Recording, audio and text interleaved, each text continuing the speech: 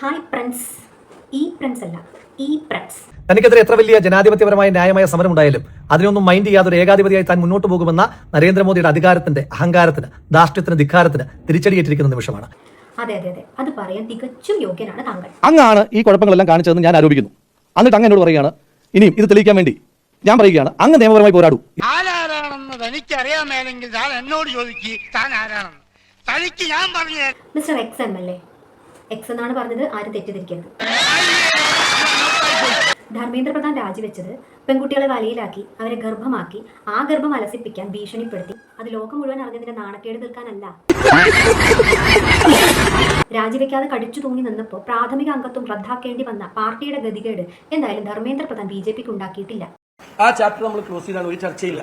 ന്യായമായി നടത്തിയ ഒരൊറ്റ സമരം പോലും തോറ്റുപോയ ചരിത്രമില്ലാത്ത രാജ്യമാണ് ഇന്ത്യ മഹാരാജ്യം. അപ്പൊ ഈ നടത്തിയ സമരങ്ങളൊക്കെ അന്യായങ്ങളാണോ? അത് ശരി, അത് ഞങ്ങൾ അറിഞ്ഞില്ല. ബ്രിട്ടീഷുകാർക്കെതിരായിട്ട് സമരം ചെയ്ത് വിജയിച്ച ഞങ്ങൾക്ക് ആ മുദ്ര ശ്രദ്ധിക്കണേ.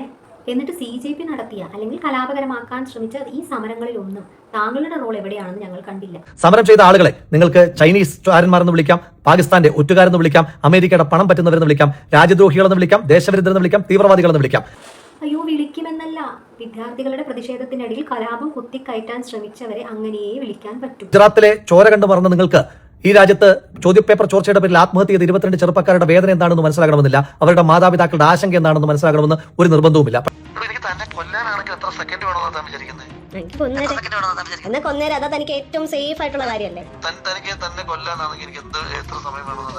വ്യാജസ്നേഹം നൽകി ഗർഭിണിയാക്കി അത് അലസിപ്പിക്കാൻ പറയുമ്പോൾ അവൾക്കുണ്ടാകുന്ന വേദന എത്രയെന്ന് മനസ്സിലാക്കാൻ കഴിയാത്തവരാണ് പ്രധാനമന്ത്രിയുടെ നിലപാടുകൾ ചോദ്യം ചെയ്യുന്നത്.